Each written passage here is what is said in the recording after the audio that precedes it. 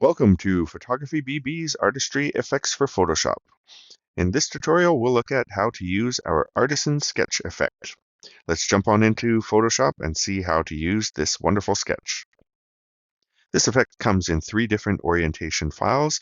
We have a portrait orientation file shown here. It also includes a landscape orientation and a square orientation file for all of your artistic needs.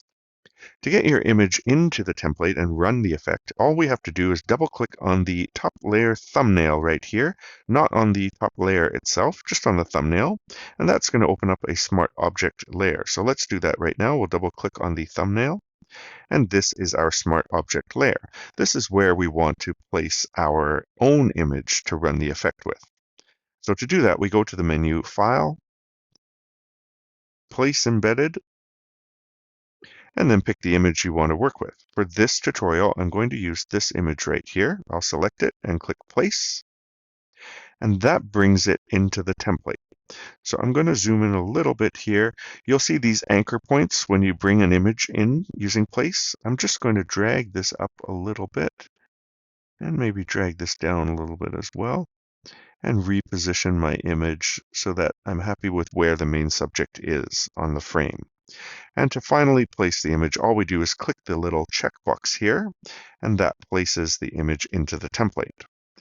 Now, for this effect, you can run it just the way it is right now by closing the Smart Object layer and clicking Save, but you can also isolate the main subject, which is going to give us some control over the artistic background that we're going to apply. So to do that, we'll open up the contextual taskbar in Photoshop, and we do that by going to the menu Window, and contextual taskbar. And all I'm going to do is let Photoshop select our main subject for us. So I'll click on Select Subject, and it looks like it's done a great job there. Oh, it's missing a little piece of our subject right in here if we zoom. So I'm just going to click on the quick selection tool here, hold down the Shift key to add to our selection, and just paint in that missing area right there. That's a little better. So we have a subject selection here, and we're just going to mask out the background. So in the controls over here at the bottom, we'll go to the Add Layer Mask, and that isolates our main subject from its background. Now we do have the default background showing up here, and we don't want that, so we'll toggle off the visibility. And now you can see we have our main subject right here. So now to run the effect, all we have to do is close the Smart Object layer and click on Save, and Photoshop will run this effect automatically.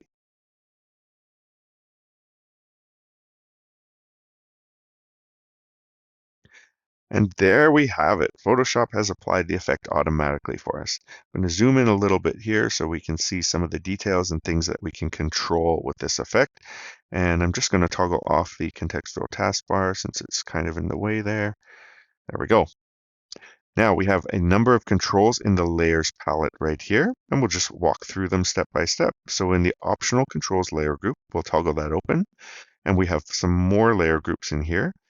To play with the tones, we can toggle open the tone controls, and we have some contrast adjustments with levels and curves right here, and we have a vibrance control as well. So to play with any of these, you can toggle on or off their visibility. You can select one of these layers and adjust the opacity of that layer, or you can double click on the adjustment layer icon to make changes to any of the default settings, like the curve here, or in the vibrance control, we can double click on that one and really boost the vibrance a little bit, or you can mute it down if you want to. So you can have a lot of fun playing with these.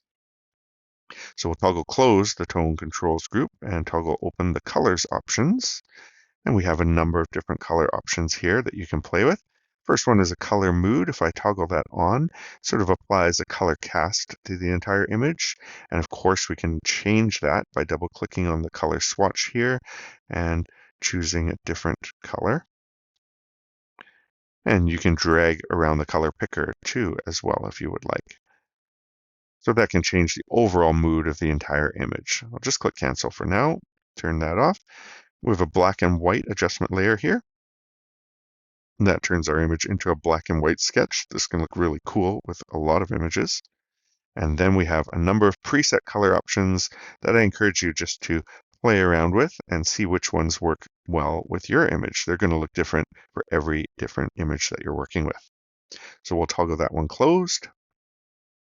And next we have a noise layer group. We have two levels of noise here, but you can adjust them as a whole. If you want the noise on, you can leave it on, or you can toggle it off, and you can see the effect that that has on the image. I find the noise brings the image together a little bit, but gives it more of a sketchy kind of look. And then we have paper textures. If we toggle that one open, you'll see we have 4 different paper textures here, and if I toggle them off and on, you'll see the effect they have on the image. So for different sketches, you may wish to have a different type of paper texture. And of course, you can control their opacities as well. For example, this one is set quite low at 35. We crank that up. You can really see the paper texture come through and how it affects the image. So have fun playing with those. I'm going to toggle this group closed, and we'll toggle the optional controls closed as well. And next we have our Artisan Sketch layer group. Now really this layer group is made up of the different sort of layers that build this effect. And they don't really need to be played with too much here, but you can in fact go in, take off some of the sketch lines. Oops, that affected the color there. That's the outline color. You can play with this sketch line detail here, and you can adjust their individual opacities if you want to, or the bigger sort of effect layers that build up the entire effect.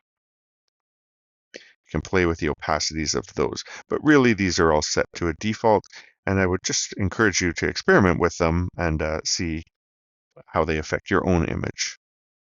So we'll toggle that one closed. And lastly, we have a background color control here. So the default is set to this kind of a teal color here. And if I double click that, you can really change the look of your image by choosing different background color. And you can move that around, mute the color. I'm going to zoom out on my image actually so you can see the entire effect of that. Let's go with that sort of sepia color. That can look really cool.